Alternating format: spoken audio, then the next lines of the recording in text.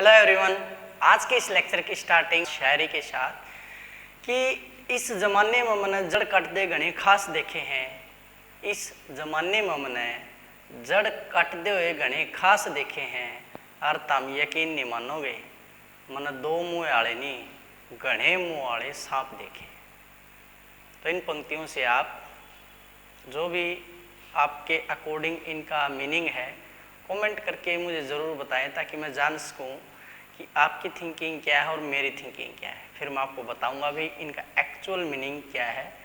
लाइनें फिर से दोहरा देता हूं कि इस ज़माने में मैंने जड़ कट दे गणे खास देखे हैं और मैंने दो मुँह आड़े नहीं कई मुँह आड़े सांप देखे हैं। चलिए, ये तो थी लाइनें। आज हम स्टार्ट करेंगे वेरिएशन ऑफ इलेक्ट्रॉन एफिनिटी। क्या था हमारा? Variation of electron affinity. गरीबी का हो गाँव का सुता शिक्षा से मिट्टी जा जा शिक्षित हो जा बेटा बेटी माँ बाप का सट्टा सच्चा जुट जा कर ले खूब पढ़ाई आप मन डटे जा जुट जा कर ले खूब पढ़ाई आप मन डटे जा। शिक्षा सबसे बड़ी दवाई रोग न दे मार मिट्टी रोग ये शिक्षा ही जीवन का आधार मित्रों। हम बात करेंगे आज के लेक्चर के अंदर variation of electron affinity along a group along a period. उसके बाद हम इलेक्ट्रॉन एफिनिटी से रिलेटेड न्यूमेरिकल को कैसे सोल्व करना है और जो कंपलसरी सेक्शन के अंदर छोटे क्वेश्चन पूछे जाते हैं वो किस टाइप से आपसे क्वेश्चन पूछे जा सकते हैं, ये दो सेक्शन। और तीसरा हो गया हमारा ट्रेंड। मतलब आज के इस लेक्चर के अंदर हम तीन मेन बातें करेंगे। इलेक्ट्रॉन एफिनिटी से रिलेटेड न्यूमेरिकल्स, कंपलसरी सेक्शन के अंदर इसके अंदर से कैसे क्वेश्चन आ सकता है और हमारा ट्रेंड क्या है। तो जैसा कि मैंने आपको बताया भी वेरिएशन ऑफ इलेक्ट्रॉन एफिनिटी हम दो ट्रेंड पढ़ेंगे, एक अलोंग ए ग्रुप और एक अलोंग ए पीरियड। पिछले लेक्चर के अंदर मैंने आपको इलेक्ट्रॉन एफिनिटी बताया था कि कोई भी न्यूट्रल एटम जब इलेक्ट्रॉन एक्सेप्ट करता है तो नेगेटिव आयन बनाता है, उस दौरान जो एनर्जी रिलीज होती है वो क्या होती है? हमारी इलेक्ट्रॉन एफिनिटी होती है। यहाँ से आप एक बात सीख सकते हो कि कोई गैस जितनी गैस नहीं कोई भी एलिमेंट जो है जितना नज़दीक जाएगा नोबल गैस कॉन्फ़िगरेशन की उतनी ही क्या रखता है? स्ट्रॉन्ग टेंडेंसी रखता है कि वो इलेक्ट्रॉन को क्या कर ले? एक्सेप्ट कर ले और क्या बना दे? हमारा नेगेटिव आयन बना दे। ठीक है, तो पहले हम अलोंग ए पीरियड की बात करते हैं। अलोंग ए पीरियड जब हम जाते हैं, आपको पता हम किसके नज़दीक जा रहे हैं? Near Nobel gas configuration. किसके जा रहे हैं? Near Nobel gas configuration. यानी टेंडेंसी टू एक्सेप्ट इलेक्ट्रॉन या टेंडेंसी टू ऐड इलेक्ट्रॉन वो क्या होती जा रही है? हमारी इंक्रीज होती जा रही है। तो अलोंग ए पीरियड हमारा क्या ट्रेंड होगा? Along a period electron affinity increases as we move from left to right। कि जैसे जैसे आप लेफ्ट टू राइट की तरफ जाएंगे टेंडेंसी टू ऐड इलेक्ट्रॉन वो जो है क्या होगी? इंक्रीज होगी। टेंडेंसी टू ऐड इलेक्ट्रॉन लिख लीजिए इसको या आप इलेक्ट्रॉन एफिनिटी लिख लीजिए, बात एक ही है। ठीक है, इसका दूसरा रीजन क्या लिख सकते हो आप? क्या हो रहा है भाई? डिक्रीज इन साइज हो रहा है। साइज डिक्रीज होने से अट्रैक्शन बढ़ती है, अट्रैक्शन बढ़े तो इलेक्ट्रॉन को एक्सेप्ट करना आसान होगा। दूसरा भाई अलोंग ए पीरियड क्या बढ़ने लग रहा है? न्यूक्लियर चार्ज भी जो हमारा क्या होने लग रहा है? इंक्रीज होने लग रहा है। इसलिए उसकी जो टेंडेंसी टू गेन इलेक्ट्रॉन है वो भी क्या होगी? ऐड इलेक्ट्रॉन है वो बढ़ जाएगी। इसलिए जो न्यूक्लियस है वो इंक्रीज अट्रैक्शन करता है एडिशनल इलेक्ट्रॉन के लिए और इस तरह से उसकी इलेक्ट्रॉन एफिनिटी क्या हो जाती है? ज़्यादा हो जाती है। लेकिन पिछले लेक्चर के अंदर मैंने आपको ट्रेंड भी बताया था भी, जैसे हाइड्रोजन और हीलियम में जिसने नोबल गैस कॉन्फ़िगरेशन एक्वायर कर ली है उसकी नोबल गैस उसकी इलेक्ट्रॉन एफिनिटी हमने 0 पढ़ी थी, क्योंकि भाई उसका ऑक्टेट कंप्लीट हो चुका है, वो नोबल गैस कॉन्फ़िगरेशन को अचीव कर चुका है, तो उसको ज़रूरत नहीं है अब इलेक्ट्रॉन लेने की। ठीक है, तो अलोंग ए पीरियड जब भी हम जाते हैं नियर नोबल गैस कॉन्फ़िगरेशन हम जा रहे हैं तो साइज घट रहा है और न्यूक्लियर चार्ज बढ़ रहा है, जिस कारण से अट्रैक्शन बढ़ेगी तो इलेक्ट्रॉन लेने की टेंडेंसी भी बढ़ेगी। क्लियर है? दूसरा अब हम बात करते हैं along a group. Along a group आपको पता है भाई इलेक्ट्रॉन एफिनिटी क्या करेगी? भी डिक्रीज करेगी। अलोंग ए ग्रुप क्या करेगी? इलेक्ट्रॉन एफिनिटी डिक्रीज करेगी। रीजन क्या है अभी इसका? रीजन यही है कि जब हम अलोंग ए ग्रुप जाते हैं यानी टॉप टू बॉटम जाते हैं, साइज क्या करता है? इंक्रीज करता है। साइन इंक्रीज करेगा तो हमारी अट्रैक्शन क्या करेगी? डिक्रीज करेगी। अट्रैक्शन डिक्रीज करेगी तो टेंडेंसी टू ऐड इलेक्ट्रॉन वो भी क्या करेगी? डिक्रीज करेगी। टेंडेंसी टू ऐड इलेक्ट्रॉन क्या करेगी? हमारी डिक्रीज करेगी। तो अलोंग ए ग्रुप क्या पीरियड होता है भाई हमारा? Atomic size as well as nuclear charge क्या होता है? इंक्रीज होता है। साइज तो क्या हो रहा है? इंक्रीज हो रहा है, ठीक है। बट जो ओवरऑल इफेक्ट है साइज और न्यूक्लियर चार्ज का, वो इतना इफेक्टिव नहीं होता कि वो इलेक्ट्रॉन को ऐड करवा सके। एज ए रिजल्ट एटम क्या रखता है भाई? Less tendency to attract additional electron. यहाँ पे ये लिखना बहुत जरूरी है, less tendency to attract additional electron. Additional की क्यों बात कर रहे हैं हम? क्योंकि भाई हम एक एक्स्ट्रा इलेक्ट्रॉन बाहर से लेकर के आ रहे हैं, ठीक है। तो उस केस में भी हमारी जो इलेक्ट्रॉन एफिनिटी है वो क्या करती है? डिक्रीज करती है, ठीक है। इसके बाद हम कुछ इंपॉर्टेंट फीचर पढ़ते हैं, और ये जो इंपॉर्टेंट फीचर इससे डायरेक्ट क्वेश्चन बनता है भाई आपका कंपटीशन एग्जाम के अंदर भी, और जो अगर आप किसी भी यूनिवर्सिटी के लिए एग्जाम दे रहे हैं उसके लिए भी, ठीक है। तो नेक्स्ट हेडिंग आप डालेंगे सम इंपॉर्टेंट फीचर्स ऑफ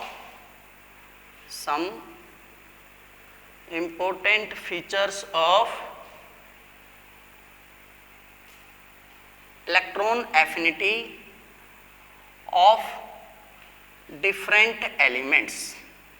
कि अगर हम अलग अलग एलिमेंट्स की बात करें तो उनके क्या इंपॉर्टेंट फीचर्स हैं, या जिसके अंदर से हमारा क्वेश्चन बन सकता है। सबसे पहला जो क्वेश्चन बनता है, जो इलेक्ट्रॉन एफिनिटी होती है फ्लोरीन की लेस होती है। Electron affinity of fluorine is less than chlorine, यहां से क्वेश्चन आता है।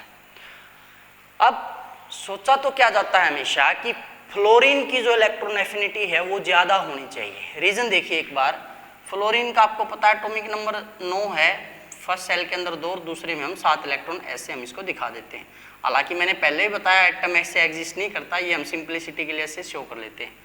क्लोरीन में क्या है? 2, 8 और 7, तो क्लोरीन कितना होगा? 17, 2, 8 और 7। अब देखने में क्या लगता है, अभी हमने क्या ट्रेंड पढ़ा था अभी कि साइज बढ़ेगा तो इलेक्ट्रॉन एफिनिटी क्या होगी? घटेगी।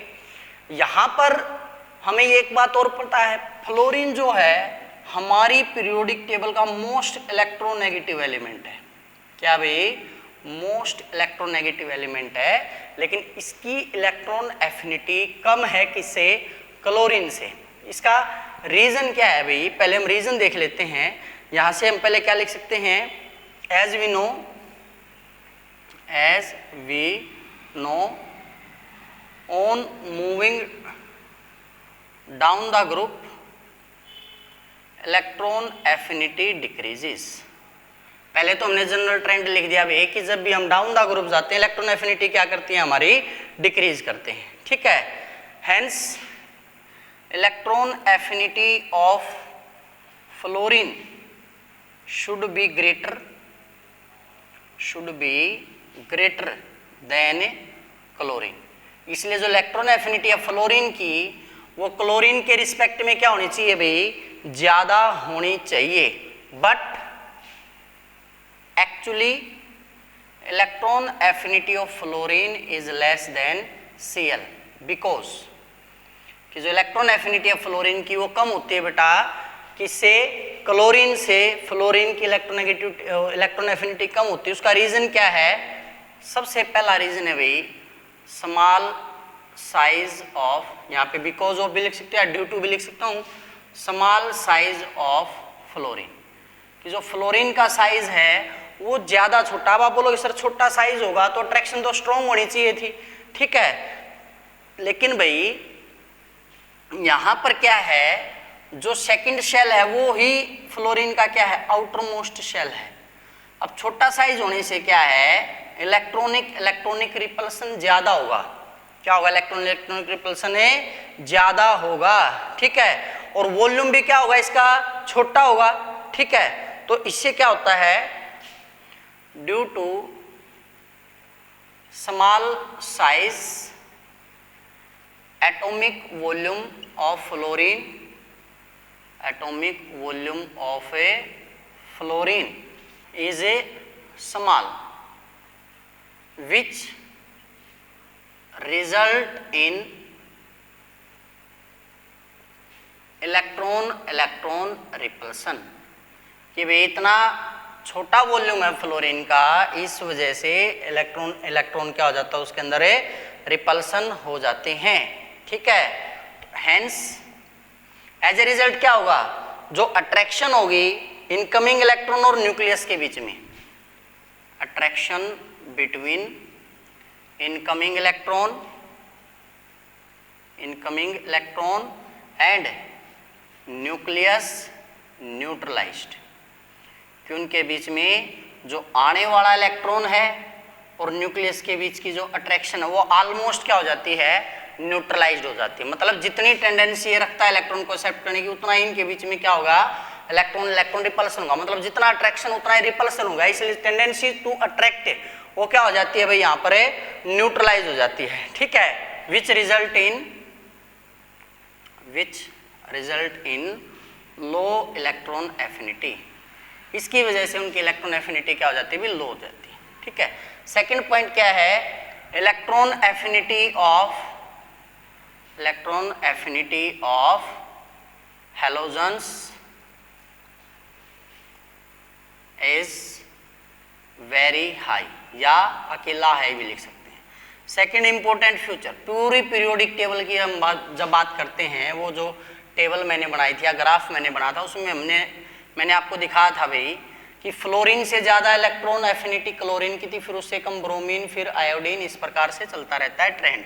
तो इसका रीज़न यही है भाई, हैलोजन्स की जो इलेक्ट्रॉनिक कॉन्फ़िगरेशन है वो क्या है, हैलोजन्स इलेक्ट्रॉनिक कॉन्फ़िगरेशन NH2NP5, इसके आउटर में भाई कितने इलेक्ट्रॉन है, 7 इलेक्ट्रॉन है, इसलिए क्या है, closer to noble gas configuration. ठीक है, hence have strong tendency to add an extra electron to complete noble gas configuration. क्या अचीव करने के क्लोज पहुंच जाता है भाई, वो नोबल गैस कॉन्फ़िगरेशन को अचीव करने के करीब पहुंच जाता है, इसलिए जो उनकी इलेक्ट्रॉन एफिनिटी क्या हो जाती है, हाई हो जाती है। और थर्ड भाई, electron affinity of noble gases is a 0, कि जो इलेक्ट्रॉन एफिनिटी होती है नोबल गैस की वो क्या होती है, 0। इसका सिंपल सा रीजन यही है भाई कि इनका जो ऑक्टेट है वो ऑलरेडी क्या है, नोबल गैसेज का ऑक्टेट कंप्लीट है, so they do not require to accept an extra electron because they already have their octet completed। तो क्या लिखते हैं भाई, electronic configuration are stable and have absolutely, noble gases have stable electronic configuration and have no tendency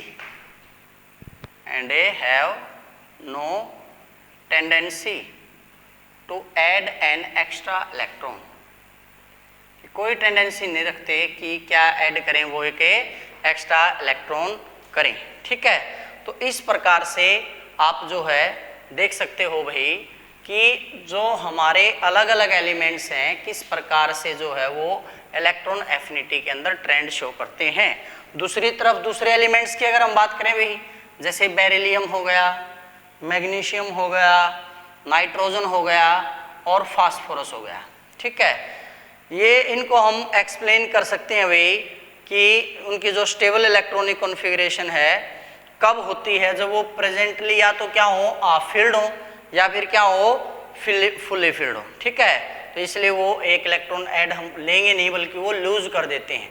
तो इसलिए आपने negative में इनकी इलेक्ट्रॉन एफिनिटी देखी थी, वो जो पहले वाला लेक्चर है उसका लिंक मैं नीचे दे दूंगा, अगर कोई बाद में इस लेक्चर को देख रहा है तो उस लिंक से उस लेक्चर को देख सकता है और आपको आसानी से समझ में आ जाएगा। ठीक है, उसके बाद एक इम्पोर्टेंट बात और आती है कि भाई कोई element x neutral element x negative बनाता है।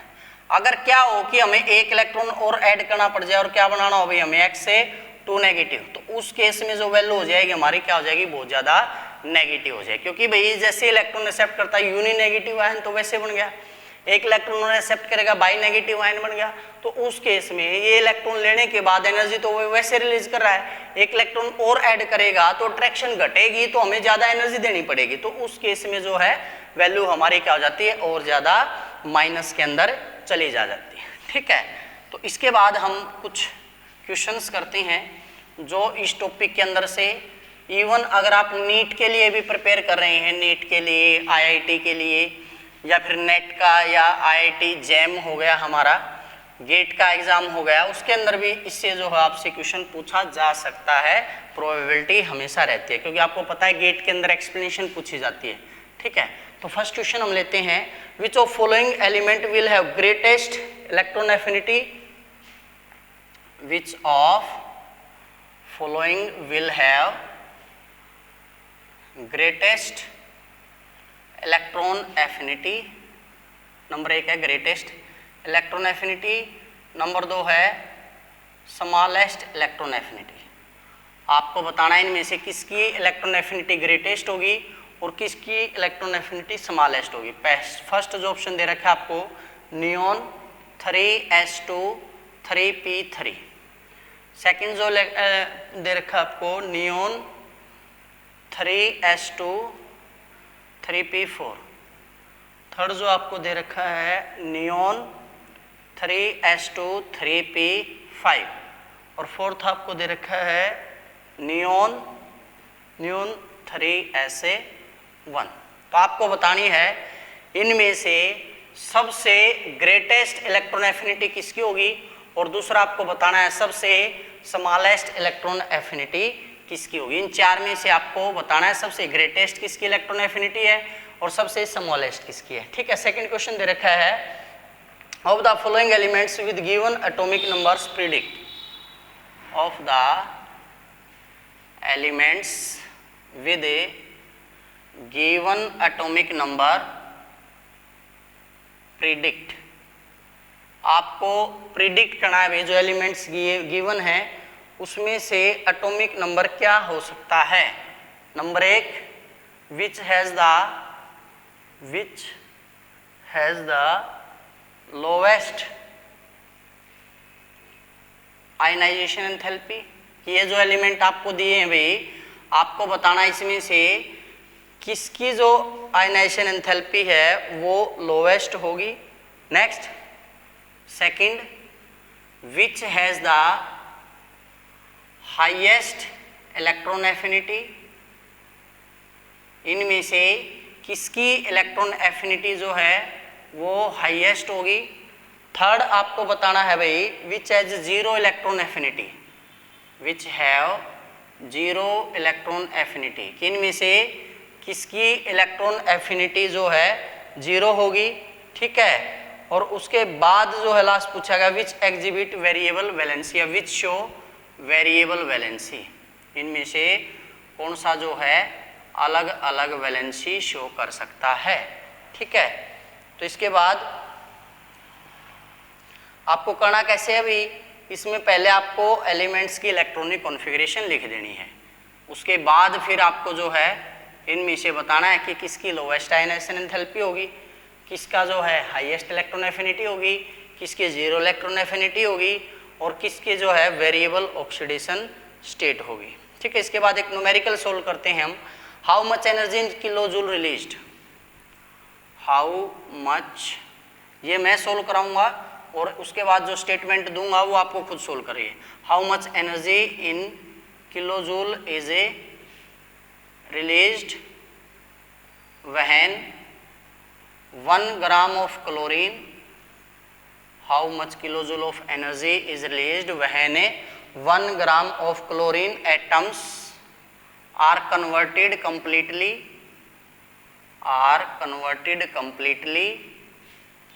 into chloride ions, यानी Cl से क्या बन गया अभी हमारा Cl नेगेटिव। आपको बताना है 1 ग्राम क्लोरीन से क्लोरीन आयन जब बनते हैं कितनी एनर्जी रिलीज होगी। इलेक्ट्रॉन एफिनिटी दे रखी है, electron affinity of chlorine 349 kilojoule पर मोल एंड उसका एटॉमिक मास दे रखा है 35.5 AMU। तो आपको बताना है भाई 1 ग्राम के लिए जो है कितनी एनर्जी लगेगी। ये बिल्कुल आसान न्यूमेरिकल है, जैसे मैंने आयनाइजेशन एंथैल्पी के केस में आपको न्यूमेरिकल करवाया था, वहाँ पे भी क्या पूछा गया था भाई, आपको 1 मोल के लिए दे दिया गया था। पहले हमने इक्वेशन लिखनी है, Cl जो है Cl से क्या बनेगा, Cl नेगेटिव, यानी एक इलेक्ट्रॉन क्या करेगा, एक्सेप्ट करेगा। अब ये क्या है, 1 मोल से 1 मोल बना है, 1 मोल का मतलब 35.5 ग्राम के लिए एनर्जी कितनी लग रही है हमारे 349 किलोजूल पर मोल लग रही है। 1 ग्राम के लिए कितनी लगेगी 349 डिवाइड बाई 35.5। तो यहाँ से क्या आ जाएगी भाई हमारी 1 ग्राम के लिए। इसको जब आप सोल्व करोगे तो कितना आ जाएगा भाई, लगभग 9.83 किलोजूल एनर्जी आ जाएगी। ठीक है, इसके बाद आपको जो सोल्व करना है उसकी स्टेटमेंट क्या है, how much energy released when, यहाँ पे लिख दिया 0.01 मोल ऑफ क्लोरीन की जगह दे दिया bromine, 0.01 mole of a bromine atom are converted into bromide ion, converted into chloride की जगह क्या लिख देंगे, ब्रोमाइड आयन। ठीक है, और दिया क्या है उसने, इलेक्ट्रॉन एफिनिटी दे रखी है इसकी 324 किलोजूल, कितनी दे रखी है इसकी 324 किलोजूल। और एटॉमिक मास जो है ब्रोमीन का कितना होता है भाई, वैसे मैं बता देता हूँ, गिवन होता नहीं है, 80 AMU। ठीक है, तो आपको बताना है भाई कितनी एनर्जी जो है वो लगेगी। क्लियर है, तो आज के लेक्चर के अंदर इतना ही। नेक्स्ट लेक्चर में पहले हम इसके आंसर करेंगे और फिर हमारा जो लास्ट टॉपिक बच जाता है इलेक्ट्रोनेगेटिविटी, वो हम स्टार्ट करेंगे। 2 लेक्चर्स के अंदर इलेक्ट्रोनेगेटिविटी हमारा कंप्लीट हो जाएगा और जो यूनिट है हमारी पीरियोडिक प्रॉपर्टीज़ वो भी पूरी तरह से फिनिश हो जाएगी। अगर आपको वीडियोज़ अच्छी लग रही हैं तो लाइक करना ना भूलें, क्योंकि उससे यूट्यूब दूसरे बच्चों को भी रिकमेंड करती है वीडियो को, और दूसरे बच्चों तक भी ये वीडियोज़ पहुँच पाएँ। जैसा कि हमारा मोटो है एजुकेशन फॉर ऑल, तो सभी बच्चे पढ़ें और आगे बढ़ें। आज के लेक्चर के अंदर इतना ही, तब तक पढ़ते रहिए, बढ़ते रहिए और जुड़े रहिए A+ जुड़ाना के साथ। Thank you.